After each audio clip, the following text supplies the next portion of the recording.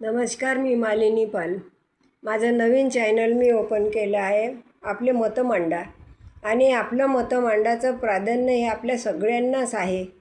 आपण आपले मतं मांडा, कारण की आपल्याला आपल्या संविधानानं बाबासाहेब आंबेडकरांनी आपल्याला संविधान दिलं आहे की आपले मतं मांडा.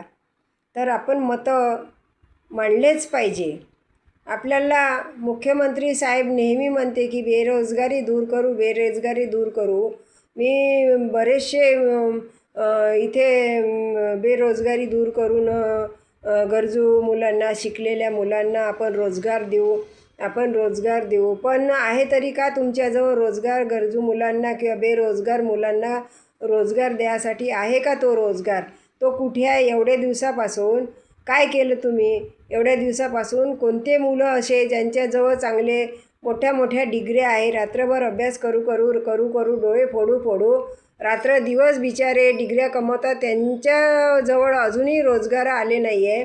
तर मग तुमचे रोजगार कुठे गेले आहे? तुम्ही फक्त लोकांना सांगता का आम्ही रोजगार देऊ. मग रोजगाराचं काय करायचं तुमच्या बोलण्याचं? पोरं एवढेले डिग्र्या कमवले आहे, एवढे शिकलेले आहे, त्या पोरांना रोजगार का देता तुम्ही? बाहेरच्या कंपन्या तुम्ही भारतामध्ये आणता, महाराष्ट्रामध्ये आणता तुम्ही. त्या कंपन्या काय करते? पोरं आपले बिचारे कसे तरी आपल्याला रोजगार भेटते म्हणून फॉर्म भरून तिथे एक आपले रोजगारासाठी लागते. त्यांचे रोजगार कसे राहते?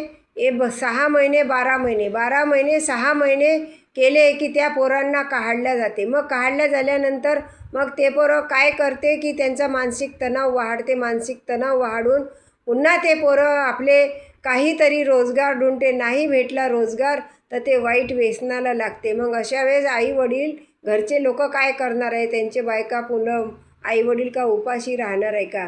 मग तुम्ही रोजगार का देता? का सांगता रोजगार म्हणून? अहो, शिकलेले चांगले पोरं डिग्र्या घेऊन रस्त्याने फिरत आहे, त्यांना रोजगार नाही आहे.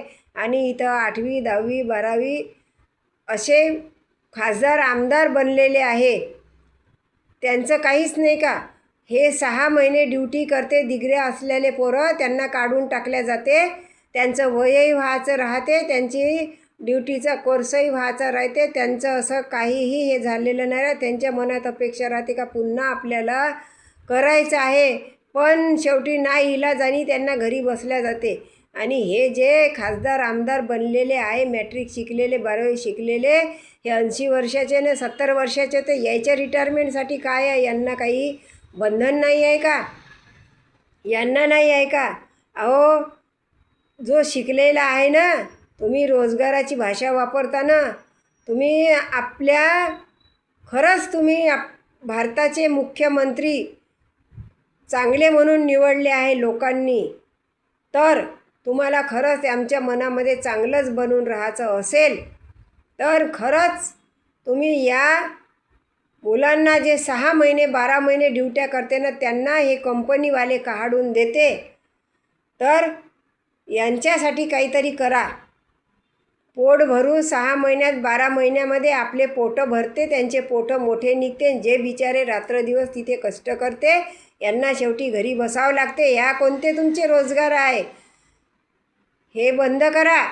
हे बाहेरचे आणून ठेवले आहे तुम्ही, त्यांचे पोटं भरून राहिले, त्याच्यामुळे तुमचा इथे स्वार्थ साधल्या जाऊन राहिले. या लोकांचे, दलाल लोकांचे, यांना तुम्ही काढा, यांना हकला. अहो, असा समृद्धी मार्ग किंवा शक्तिपीठ मार्ग काढासाठी मोठे मोठे उपक्रम तुम्ही काढले.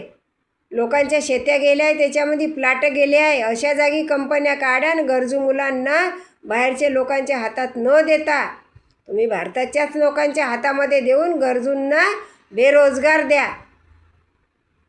तेव्हा म्हणेन की आमचा देवाभाऊ खरंच बोलला ते करून दाखवते.